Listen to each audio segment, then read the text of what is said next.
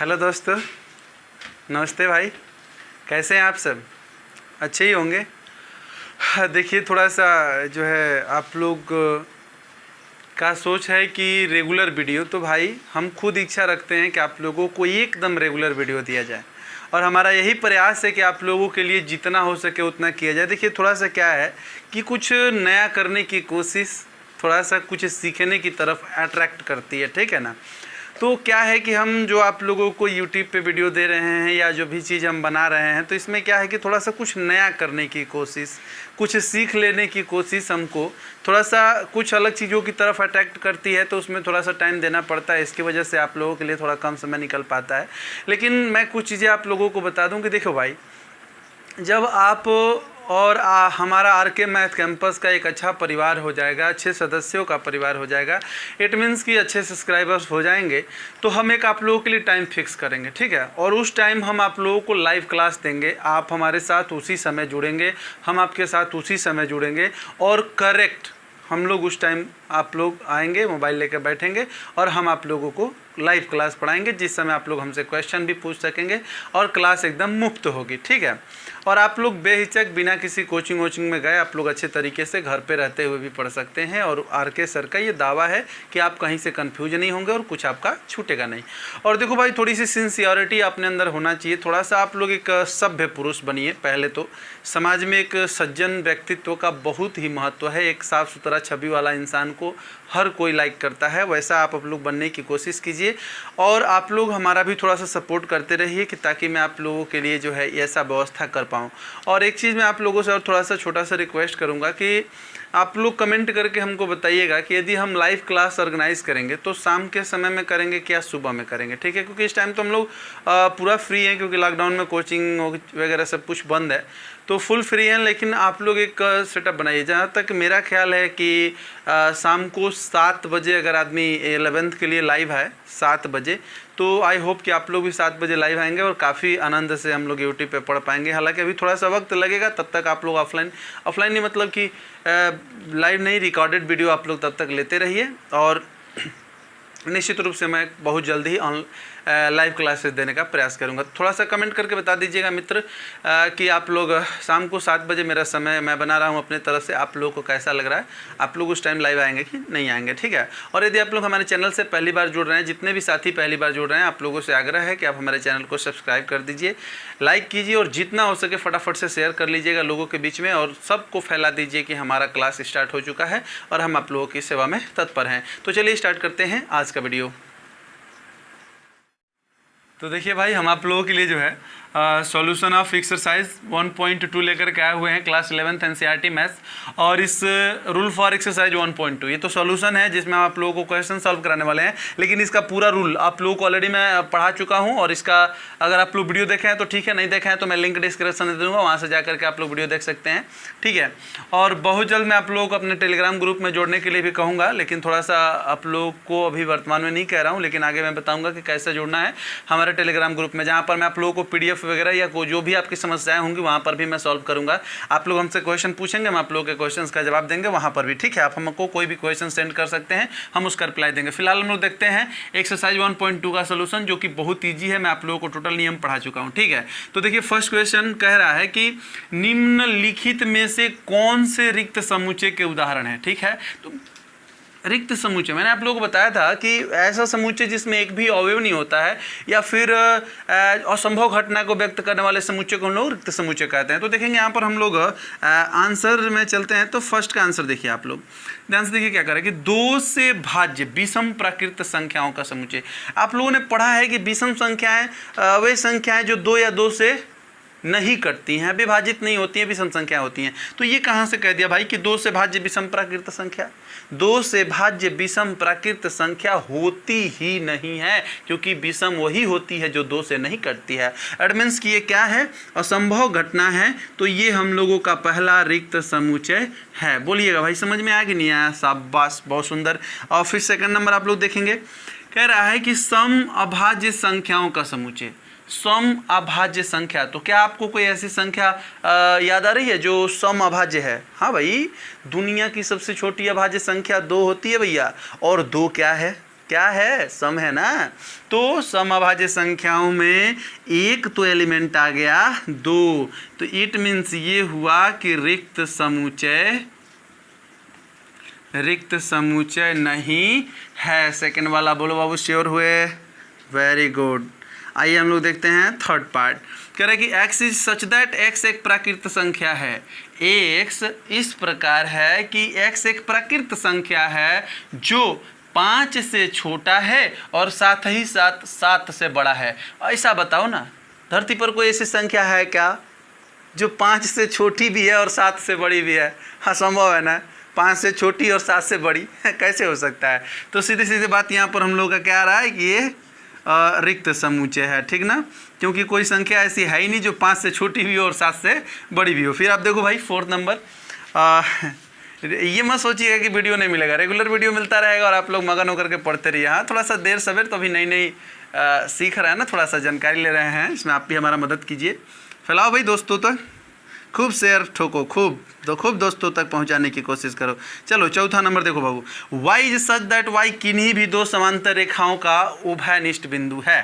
तो देखिए एक बात बता दें, समांतर रेखाओं के बारे में कहाँ पढ़े थे? क्लास 8 में पढ़े थे। कहाँ पढ़े थे?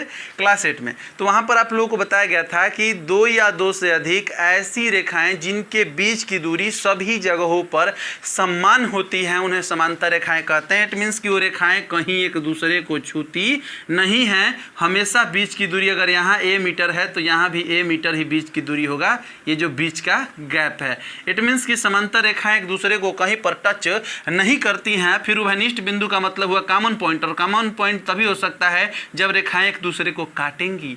इट मीन्स कि समांतर रेखाएं कभी एक दूसरे को काटती नहीं हैं, इट मीन्स कि उनमें उभयनिष्ठ बिंदु होगा ही नहीं।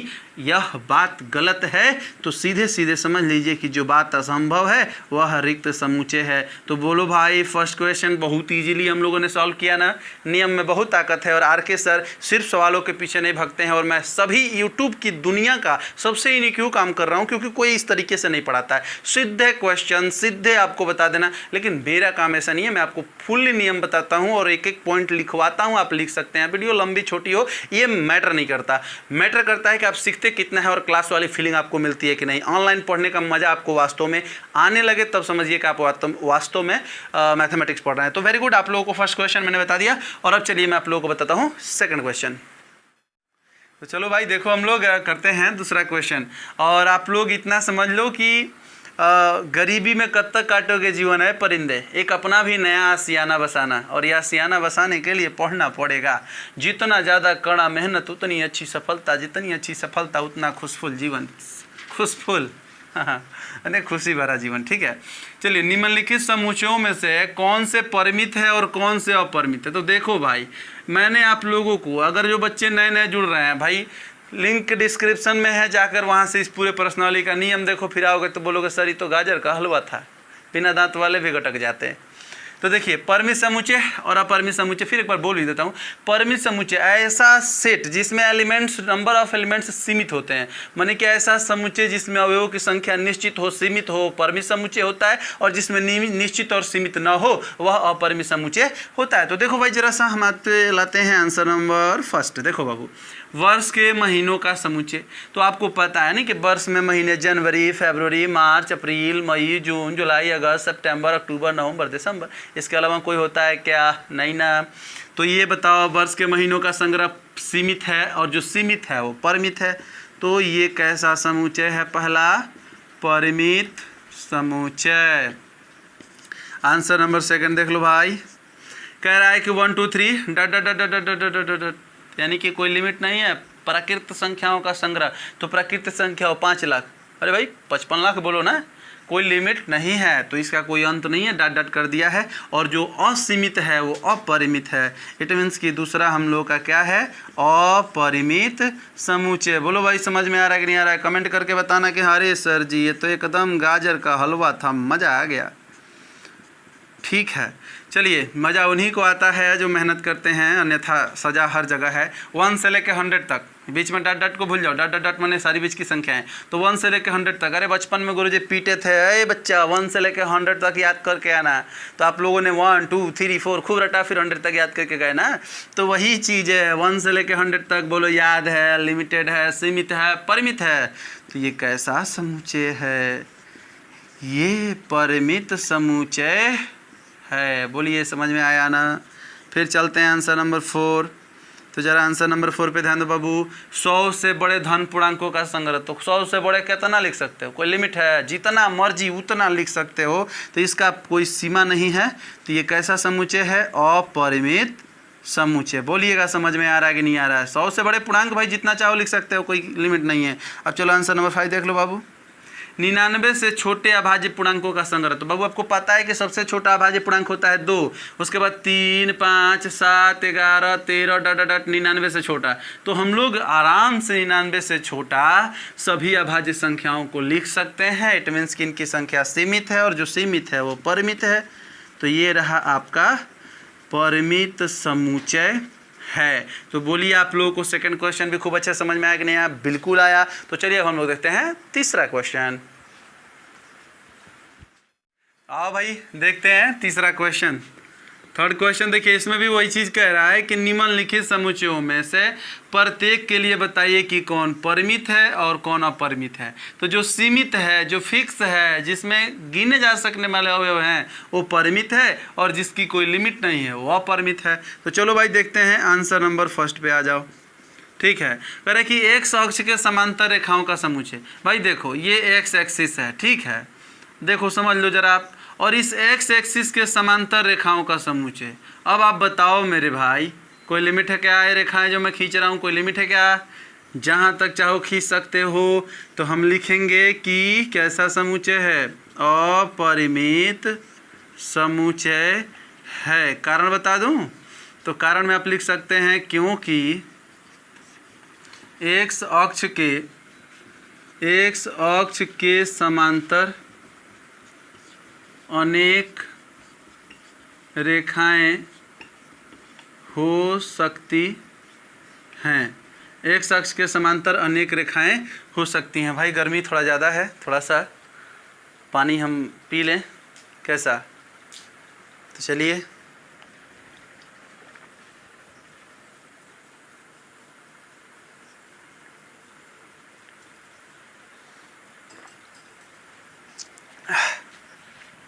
देखेंगे आंसर नंबर 2, अंग्रेजी वर्णमाला के अक्षरों का समुच्चय। आप बताइए, अंग्रेजी वर्णमाला में कितने अक्षर होते हैं? खूब बचपन में पिटाए हो, ए से जेड तक याद करके आना, 26 को होते हैं ना। तो फिक्स है भाई, तो फिक्स है, परिमित है, इसके अवयव सीमित हैं। तो ये कैसा समुच्चय है? परिमित समुच्चय है। कारण बता दो। क्योंकि अंग्रेजी वर्णमाला में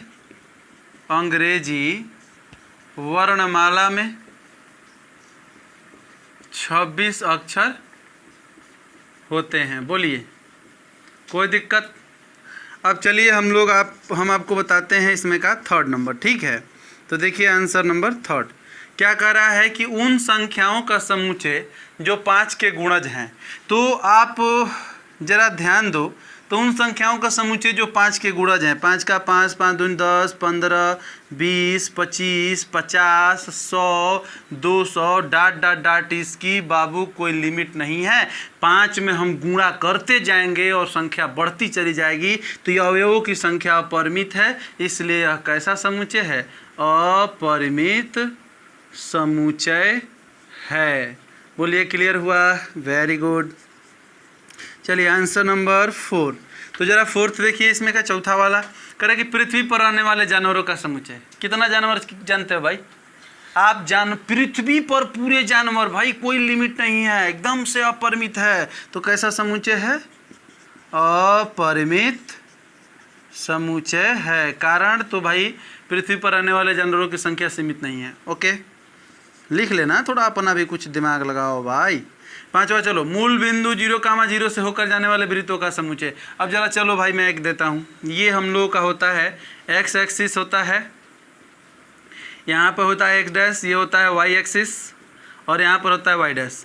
ये मूल बिंदु से होकर जाने वाले वृत्त खींचना है। लो लो लो, खींचते रहो भैया, पूरे दिन खींचते रहो, कोई लिमिट है क्या? एक बिंदु से जितना जलेबी चाहो। इट मीन्स कि एक बिंदु से एक मूल बिंदु पर से खींचे जाने वाले वृत्तों की संख्या सीमित ना है, इसलिए कैसा समुच्चय है? अपरिमित समुच्चय है। क्यों? तो क्योंकि मूल बिंदु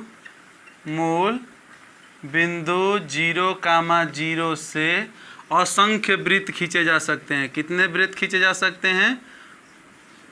असंख्य वृत्त खींचे जा सकते हैं। तो बोलिए आप लोगों को क्वेश्चन नंबर 3 अच्छे तरीके से समझ में आया कि नहीं आया? और आप लोगों का जो है पहला, दूसरा, तीसरा, चौथा और पांचवा मैंने आप लोगों को क्वेश्चन 3 का बता दिया और क्लियरली आप लोगों को समझ में आ गया। अब इसमें और आगे क्वेश्चन है, तो चलिए हम लोग देखते हैं क्वेश्चन नंबर 4। तो देखिए क्वेश्चन नंबर 4 हम आप लोगों को बताने जा रहे हैं। और थोड़ा सा एक बात आप लोगों को बता दूं कि जितने भी साथी हमारे चैनल के साथ अभी नए नए जुड़ रहे हैं, प्लीज़ हमारे चैनल को सब्सक्राइब कर लीजिए, लाइक कीजिए और अपने दोस्तों के साथ शेयर कीजिए। हम एक छोटी सी बात और आप लोगों को बताना चाह रहा हूं कि जो भी हमारे कोचिंग से रिलेटेड बच्चे हैं जो हमारे यहाँ पढ़ते थे, अगर वो लोग हमारे वीडियो देख रहे हैं तो प्लीज़ अपने सभी दोस्तों को बताइए कि हम लोग के सर ऑनलाइन यूट्यूब पे कार्य कर रहे हैं और हम लोग को वहाँ से पढ़ करके अपना कोर्स तैयार करना चाहिए और फिर जब वक्त हम लोगों का अच्छा होगा तो चल के सर से मिला जाएगा। ठीक है, तो फिलहाल आप लोगों को मैं इतना बता दूं कि आप लोगों के लिए सकारात्मक कार्य करना ही हमारी विचारधारा हमेशा से रही है और मैं आप लोगों के लिए करता भी रहूंगा। यही हमारी विचारधारा है, सोच है और हम उस पर निरंतर चलते रहेंगे। और देखिए मैं आप लोगों को थोड़ा सा एक छोटा सा मोटिवेशन टाइप का, मोटिवेशन नहीं, ये ऐसा नहीं कि मैं मोटिवेशन दे रहा हूँ आपको, ऐसा कुछ नहीं। थोड़ा सा देखो बाबू, पढ़ाई का एक सिस्टम बना लो। आप शाम को 10 बजे तक पढ़ो और जो है सुबह में लगभग आप लोग जो है 3 बजे जग जाओ, 6 बजे तक पढ़ो। अभी लगभग रात के 8:30 हो रहे हैं, मैं इस समय वीडियो शूट कर रहा हूँ और हो सकता है कि आज मैं 12-1 बजे तक वीडियो शूट करूँगा क्योंकि मैं आप लोगों के लिए कुछ अच्छा करना चाहता हूँ। ठीक है, और कल मैं एक जो है ऐसा वीडियो बनाने वाला हूँ जो थोड़ा सा यूनिक होगा। तो क्या यूनिक होगा तो कल पता चलेगा और हो सकता है कि ना भी बना पाऊँ क्योंकि परिस्थिति बताती है क्या होगा, लेकिन बनाने का प्रयास करूँगा। और हर संडे को एक यूनिक वीडियो मैं आप लोगों को दूंगा आगे से। ठीक है, इस संडे को अगर ये मिशन शुरू हो गया तो शुरू हो गया, नहीं तो अगले संडे से पक्का स्टार्ट करेंगे। तो फिलहाल 4th क्वेश्चन मैं आप लोगों को बताने जा रहा हूँ और थोड़ा सा मोटिवेशन ये है कि आप लोग अगर भोर में सुबह में नहीं जग पा रहे हैं 3 बजे तो अपनी मम्मी को एक बात बोलो, मम्मी देखो मैं बहुत लापरवाह लड़का हूँ, अब मैं 3 बजे के अलार्म लगा देता हूँ, मोबाइल बजे तो मम्मी हमको जगाने आना, ना जगूँ ना तो तुमको बता दे रहा हूँ मैं बहुत लापरवाह, मुझे एक थप्पड़ खींच के मारना। मम्मी एकदम भाई बच्चों की भलाई के लिए माँ ऐसी होती है, एक थप्पड़ खींच के जड़ देगी, आप जग जाएंगे। तो मम्मी को लगाओ, मम्मी ऐसी अलार्म मम्मी है ना जिसका कोई जवाब नहीं है।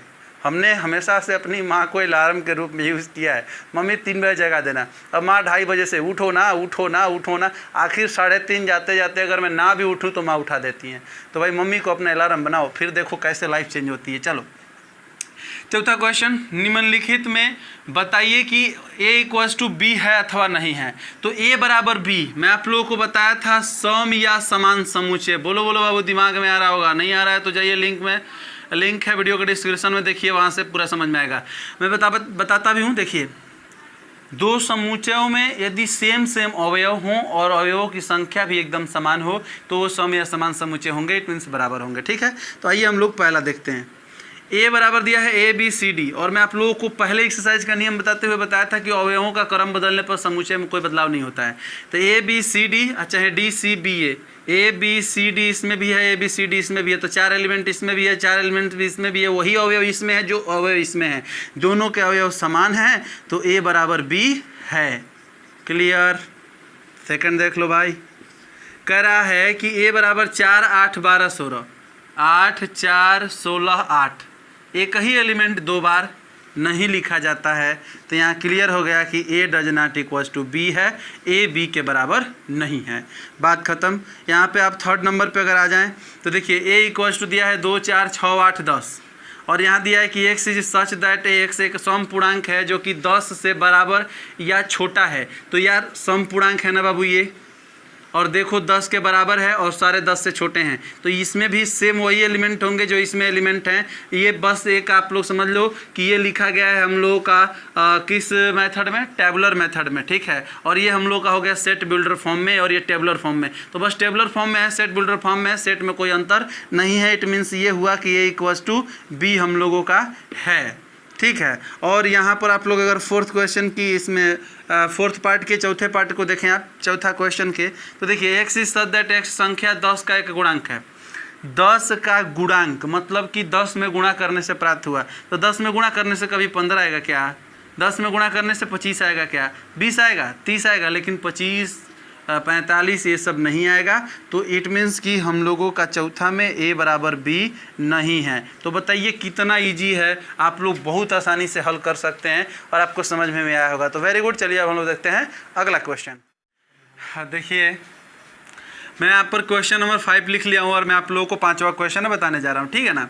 तो कह रहा है क्या निम्नलिखित समूचे युग्म समान है, कारण सहित बताइए। कारण सहित का मतलब कि क्या रीजन है कि समान है और क्या रीजन है कि समान नहीं है। कारण तो कारण बहुत बड़ा चीज़ नहीं होता है, देखिए कैसे होता है, ठीक है।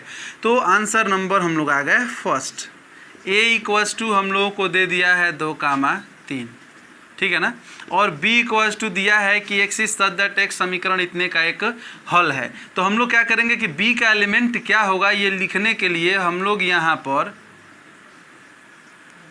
कर देंगे इसको हल, x square plus 5x plus 6 equal to 0। तो गुणनखंड करने आप लोग का आता ही है 3 दूनी 6, तो 2 प्लस 3 कर देंगे, एक्स स्क्वायर 3 दूनी 6 और 3 दू 5, तो 2 प्लस 3 और बाहर हो जाएगा x plus 6 equal to 0। X square plus 2 में x से गुणा कराएंगे 2x, 3x plus 6 equal to 0। 2x कामन करेंगे तो x प्लस 1 बचेगा, प्लस 3 कामन करेंगे तो x प्लस जो है नहीं 2 कहाँ से कामन होगा, x कामन करते हैं तो x कामन करेंगे तो x प्लस यहाँ पर 2 बचेगा और 3 कामन करेंगे तो यहाँ पर x प्लस 2 बचेगा इक्वल टू 0। तो यहाँ से x प्लस 2 दोनों में से कामन करेंगे तो यहाँ x प्लस 3 बचेगा इक्वल टू 0। और जब x प्लस 2 इक्वल्स टू 0 तो x इक्वल्स टू -2, और जब x प्लस 3 इक्वल्स टू 0 तो x equals to -3। It means कि हम लोगों को दो मान मिला -2 और -3, तो -2 और -3। तो ये कारण हम लोगों ने दिखा दिया। और यहाँ साफ साफ देखो इसका एलिमेंट 2 3 है, इसका -2 -3 है,